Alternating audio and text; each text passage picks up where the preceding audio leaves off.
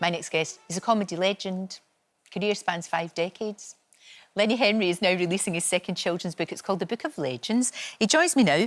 I love this. It's beautiful. And look. I know. Look at the this illustrations. It's fantastic. Fran.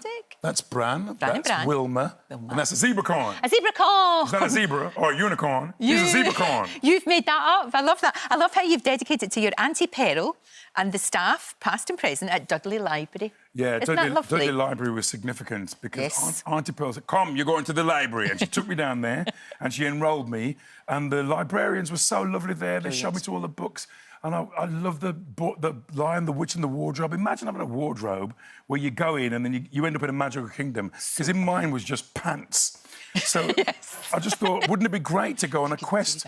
And whatever I read books, I never saw anybody like me growing up. I never saw any kids like me going on an adventure and fighting a dragon. So I've got to a point now where I can write a children's book. Yeah. And in this book, these kids go to a magical kingdom to look for their mom, and they have all kinds of adventure, and they meet a zebra corn, and they meet an apprentice witch called Wilma, and they go all over the night. They meet Vikings who tell great jokes, and they go everywhere. And I've really enjoyed the experience of writing this book. No, it's really good. Because it's about time that we had more characters that are usually marginalised in the centre space of storytelling. No, exactly. And inspired by your daughter, I guess, because when you were trying to read her stories, there weren't any books that looked they like were great. her... They were great books. Great books. I read all of the Harry Potter books to her. Of course. And when she got to be about 14, I was reading The Half-Blood Prince. She said, "Dad, I've got this." So, yeah, I can do it now. And you're like, oh, no. I could do this on my own. But I want to do all the voices. No, please let me. But it's so great. And I've done the audio books for this and The Boy with Wings. Yeah. And what's great is it allows you to do all the voices and show off a bit. Exactly. So I've loved that. So there's an audio book, there's this, and it's taken about 2 years or something, but it's been the most fun. You can write in your pants. You can. You can write even without your pants. You can write without your pants. You can do whatever you can you eat like. jammy Dodgers, you can drink tea, and you can write every day if you want to. And it's brilliant. You can disappear into that other world. Congratulations tonight. You're at the NTA Awards and you're going to get the great big giant award. I think so, yeah. Was it on the news? Did you know about that? No. People have been saying, "Morning, congratulations." Does everybody know now? You never know at ITV. I suddenly thought when I said that to you, it's been in the news this morning. They were talking about it in GMB. Yeah, but how lovely and how well deserved. It's well, I'm thinking that Ant and Dec are going to wrestle me to the ground and take it anyway.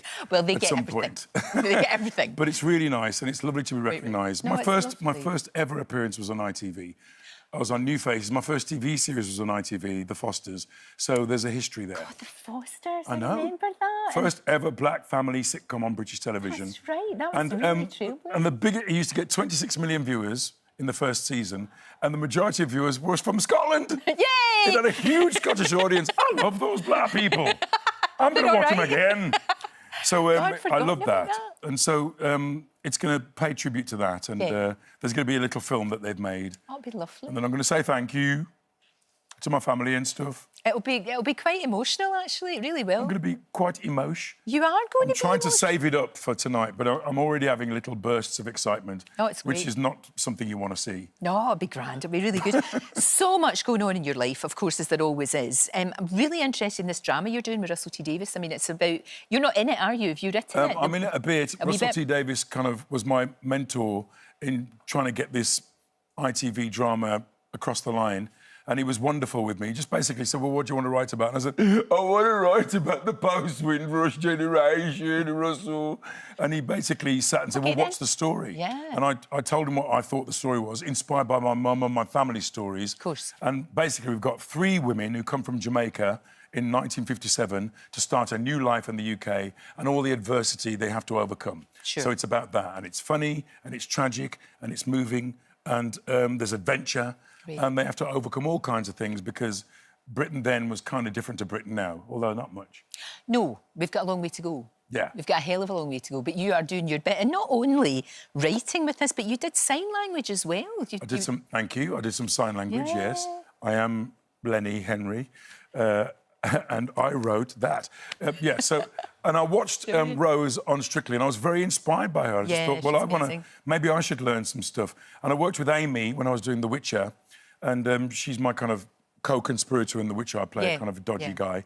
And she had signers spotted all over the set signing on her behalf, so she knew what to do next. And I really was inspired by her. And when I told her I was writing a book about one of the kids was deaf, she burst into tears. And she said, we're missed out of stories. It's about being seen, you're right. And it's about being seen. The Book of Legends is out now. Have a great night tonight.